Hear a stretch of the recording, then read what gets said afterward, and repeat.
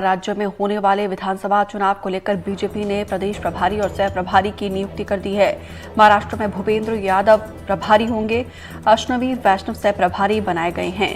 हरियाणा में धर्मेंद्र प्रधान प्रभारी हैं, विप्लव कुमार देव सह प्रभारी हैं और झारखंड में शिवराज सिंह चौहान प्रभारी बनाए गए हैं और साथ ही हिमंता बिस्वा शर्मा सह प्रभारी बनाए गए। जम्मू कश्मीर में जी किशन रेड्डी को बीजेपी ने प्रभारी बनाया है। तो देखिए, 4 राज्यों में चुनाव को लेकर बीजेपी की तरफ से ये जिम्मेदारी दी गई है। प्रभारी सह प्रभारी नियुक्त किए गए हैं। जल्द 4 राज्यों में चुनाव, लेकिन उससे पहले ही यहाँ पे देखिए, बीजेपी अपनी इसी कार्यशैली के लिए जानी जाती है। महाराष्ट्र के लिए अश्विनी वैष्णव, लगातार अश्विनी वैष्णव के कांधों पे बड़ी जिम्मेदारी दी जा रही है और शिवराज सिंह चौहान जो पूर्व मुख्यमंत्री रहे मध्य प्रदेश के और अभी कृषि मंत्री हैं, और शिवराज सिंह चौहान के कांधों पे ये एक बार फिर से बड़ी जिम्मेदारी दी गई है।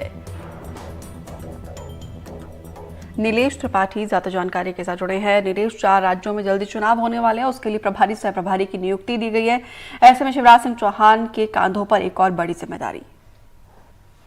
बिल्कुल, देखिए, जिस शिवराज सिंह चौहान को जब नई फिर से सरकार बनी मध्य प्रदेश में 3 महीने पहले नवंबर दिसंबर में हुए विधानसभा चुनाव के बाद से बीजेपी की, तो ये माना जा रहा था कि शिवराज सिंह चौहान फिर से मुख्यमंत्री बनेंगे, लेकिन उन्हें मुख्यमंत्री की जिम्मेदारी नहीं दी गई और उन्हें अब सांसद बनाकर केंद्रीय मंत्री बनाया गया है। लेकिन उसके बाद भी ये माना जा रहा था कि इनको जिम्मेदारियां संगठन और पार्टी की ओर से भी बड़ी बड़ी जिम्मेदारियां मिलती रहेंगी, जिस कद के नेता हैं, जिस स्तर के नेता हैं। तो इसका प्रमाण कुछ दिन बाद ही, जब लोकसभा चुनाव में परिणाम और उसके बाद मंत्रिमंडल मिलने के बाद दिखने लगा है।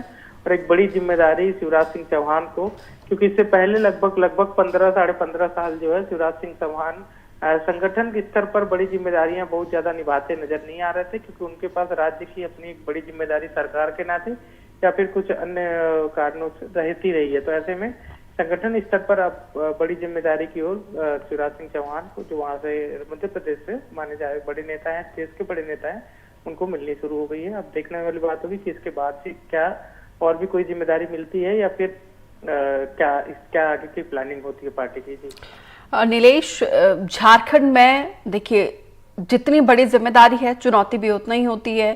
तो इस चुनौती से निपटने के लिए पहले तो मैं आपके जरिए झारखंड का सियासी समीकरण समझना चाहूंगी।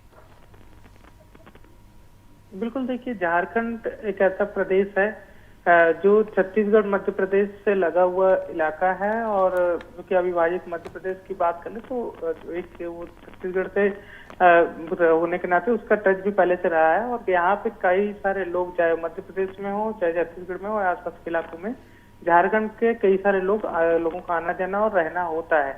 ऐसे में उनकी रीति नीति, उनकी संस्कृति, उनके बारे में भी बढ़िया जानते हैं।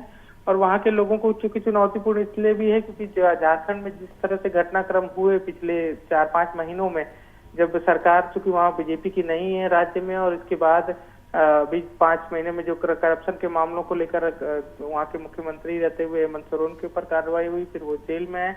तो उस लिहाज से वहाँ की जनता कितना बीजेपी पर भरोसा करती है, बीजेपी की जो कि इससे पहले वहाँ सरकार रह चुकी है, तो वो किस तरह से उस पर भरोसा करते हुए वापस बीजेपी पर भरोसा करेगी, ये सारी चुनौती शिवराज सिंह चौहान के पास बिल्कुल होगी। अब यही देखने वाली बात होगी कि अब मैनेजमेंट में माहिर शिवराज सिंह चौहान झारखंड में क्या अपनी पार्टी को फिर से सत्ता दिला पाते हैं या फिर वहां पर स्थिति क्या रहती है, यही देखने वाली बात होगी। हालांकि नीलेश, कल ही वो मध्य प्रदेश पहुंचे हैं, तो ऐसे में आज ये ऐलान हुआ है, तो कब से ये जिम्मा संभालते हुए नजर आएंगे झारखंड के लिए? देखिए, पार्टी का काम और जिम्मेदारियों का जो है ऐलान भले ही आज हुआ हो, लेकिन ये माना जा रहा है कि पहले से चर्चा शिवराज सिंह चौहान से भी हुई होगी और आला नेताओं से भी हुई होगी कि आपको एक नई जिम्मेदारी ये भी मिलने वाली है और इस पर आगे काम करना है। तो स्वाभाविक है कि झारखंड में चुनाव को देखते हुए जल्द से जल्द जाकर वहां पर जिम्मेदारियां लेते हुए शिवराज सिंह चौहान वहां पर बैठकों और आला नेताओं से मिलाप का सिलसिला शुरू कर देंगे। जल्द ही ये सिलसिला शुरू होता नजर आ सकता है। शुक्रिया नीलेश, जानकारी देने के लिए।